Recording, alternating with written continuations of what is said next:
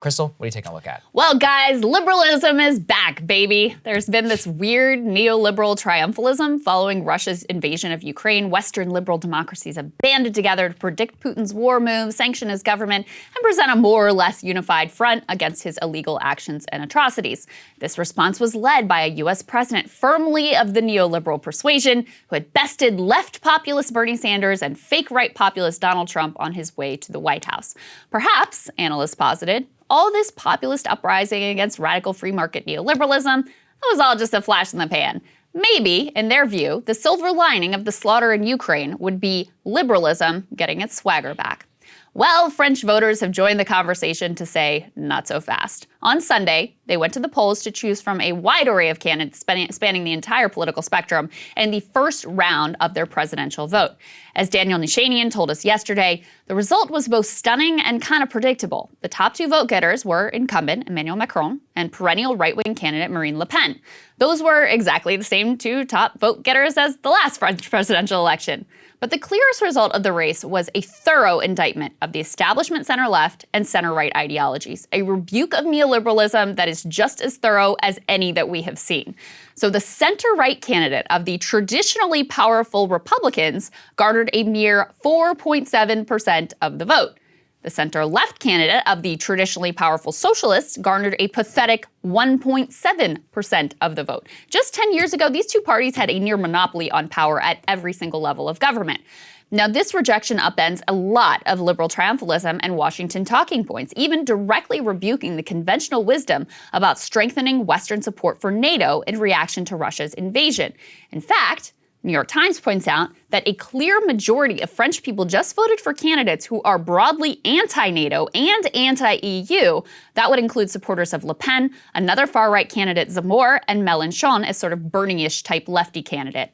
Now, the strength of the leftist Mélenchon was also a bit of a surprise. He surged in the final weeks of the campaign, even nipping at Le Pen's heels for a position in the runoff on the strength of high support among voters under 35.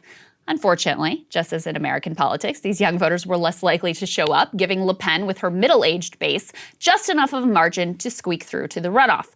Mélenchon's voters will almost certainly decide the final results, although lefties like me are undoubtedly sick of moral victories. At least both of these candidates are going to have to try to appeal to Mélenchon's lefty base. Now, we already know how Macron will try to make that appeal. He's going to go all in on a lesser evil argument. You must vote for me to stop the fascist Le Pen. Now, it's extremely unlikely that the bulk of the Mélenchon votes will ultimately go to Le Pen. Last time, under a similar situation, Macron won a majority of Mélenchon lefty votes, and only 7% went to Le Pen.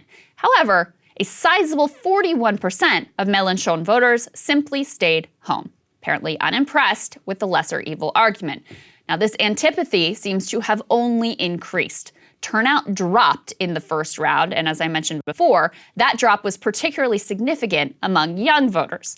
What's more, Le Pen seems to have successfully rebranded in opposition to Zemmour as a more mainstream-friendly candidate, making the second and final round polls a hell of a lot closer than they were the last time around. Democrats, facing the prospect of a Trump versus Biden redo, might want to take note of the waning effectiveness of some of these tactics, in particular, the lesser evil voting argument. Raising the specter of fascism while maintaining the comfort of elites is not, in fact, a big electoral winner. After all, Macron may well hang on for a narrow win here in the end, but he had some 30 percentage points he could give up between his first run and now. Biden, on the other hand, barely won by the skin of his teeth in a few key battleground states during a pandemic that Trump massively botched. It simply is not enough to just not be Trump. Macron's sliding political fortunes offer another lesson and dire warning for Democrats as well, one that they are heavily invested in not learning. When Macron ran and won in 2017, he promised to break up the old left-right divides, running as a Pete Buttigieg or John Kasich-style technocrat. He then governed as a typical neoliberal, cutting taxes for the rich, cutting benefits, attempting to tax the working class through hiking gas taxes, and ultimately sparking the populist Gilets jaunes backlash. So on economics, he was a candidate of the elites. On culture, he actually moved right in an attempt to try to appease Le Pen's growing base. As Daniel points out, Macron's government justified various crackdowns on immigration under the theory it would contain the far right.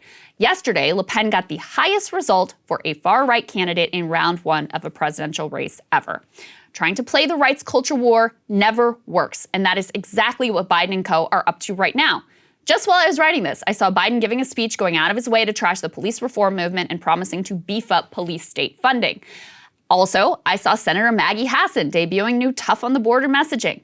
Guys, you're not going to out-cop and outdo the Republicans on Build That Wall. And you should know that because you've been literally running the same playbook for the past 30 years, running further and further right, and then somehow blaming the left when you lose over and over again. But when your economic agenda consists of, at best, passing decent benefits that you then rip away after a single year, it's kind of hard to fight the right from a place of strength. And when you've all but abandoned material politics, you put culture wars front and center of every single political debate. In the end, Macron is likely to hang on to power narrowly, just as Biden and the Democrats narrowly squeaked by Trump and secured a bare majority in the Senate. But their closely held grip on government is a thin edifice barely covering the thorough indictment of the neoliberal ideology that they represent. And Sagar, again, the ultimate result here, probably Macron. Cable news is ripping us apart, dividing the country, making it impossible to function as a society, and making it impossible to know just what is true and what is false.